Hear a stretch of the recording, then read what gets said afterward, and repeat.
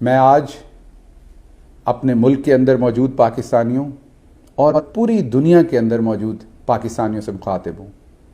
آپ کا خواہ کسی بھی پیشے سے تعلق ہے، آپ استاد ہیں، آپ وکیل ہیں، آپ صحافی ہیں، یا کوئی کاروباری شخصیت ہیں، یا خاتون خانہ ہیں، میں آپ سب سے مخاطب ہوں۔ میں آج اللہ تعالیٰ کی ذات کے بعد سب سے زیادہ شکریہ آپ لوگوں کا ادا کرنا چاہتا ہوں کہ جب میرے اوپر بدترین ریاستی جبر کیا جا رہا تھا تو آپ صرف لا الہ الا اللہ کے رشتے کی وجہ سے میرے ساتھ کھڑے ہوئے۔ آپ نے میرے لیے آواز بلند کی، آپ نے اپنے اور کچھ نہ کر سکے تو آپ نے دل سے آواز بلند کی، آپ نے میرے لیے دعائیں کیں، آپ میرے ساتھ اور میری فیملی کے ساتھ اس مشکل وقت میں کھڑے ہوئے۔ میں کتنا بھی شکریہ ادا کروں یہ کم ہوگا۔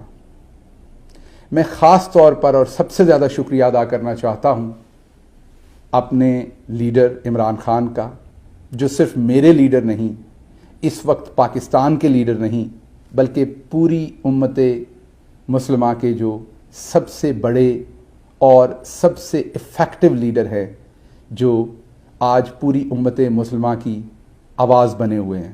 میں ان کا خصوصی شکریہ ادا کرتا ہوں کہ وہ جس طریقے سے اپنے کارکن کے پیچھے کھڑے ہوئے، ایسے ہی کھڑے ہوئے جیسے کوئی گارڈین کھڑا ہوتا ہے، ایسے ہی کھڑے ہوئے جیسے کوئی باپ اپنے بیٹے کے پیچھے کھڑا ہوتا ہے۔ بہت کہا جاتا تھا کہ عمران خان جو ہیں وہ اپنے ورکرز کے پیچھے نہیں کھڑے ہوتے، پی ٹی آئی میں یہ رواج نہیں ہے۔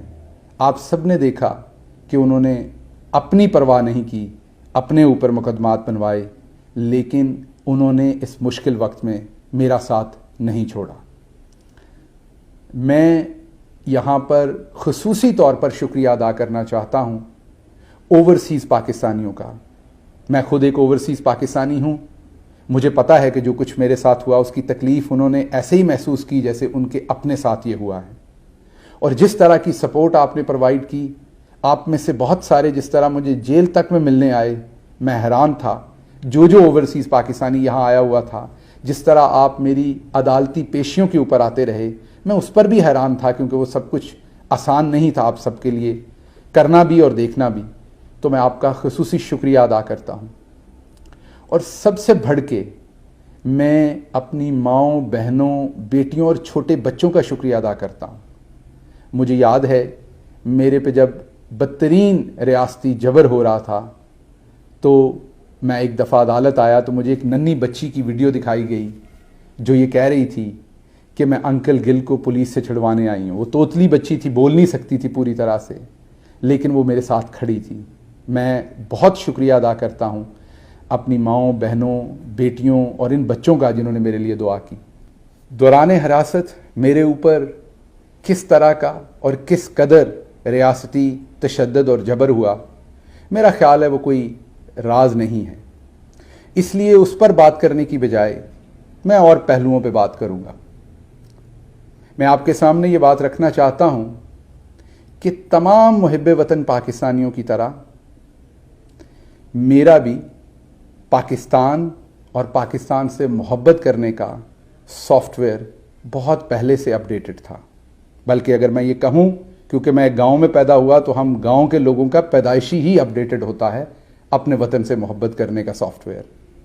ہاں، یہ ضرور ہے کہ اس سارے انسیڈنٹ میں میرے ہارڈ ویئر کو بار بار اپڈیٹ کیا گیا، اور اس کے تھرو سافٹ ویئر کو کرپٹ کرنے کی کوشش کی گئی، جو کہ شاید جب دل کا رشتہ ہوتا ہے تو سافٹ ویئر کرپٹ نہیں ہوتے، وہ اپڈیٹڈ ہی رہتے ہیں۔ میں آپ کے سامنے یہ بھی رکھنا چاہتا ہوں کہ کچھ میڈیا ہاؤسز نے جو اپنے آپ کو انسانی حقوق کے علمبردار کہتے ہیں، انہوں نے کس طریقے سے میرے خلاف، میرے پہ ہونے والے تشدد، میری صحت کا مذاق اڑایا۔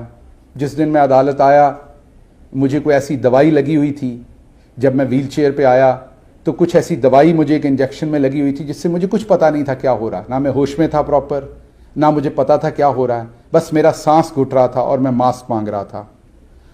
اس سارے انسیڈنٹ کا بھی مذاق اڑایا۔ اس کے ساتھ ساتھ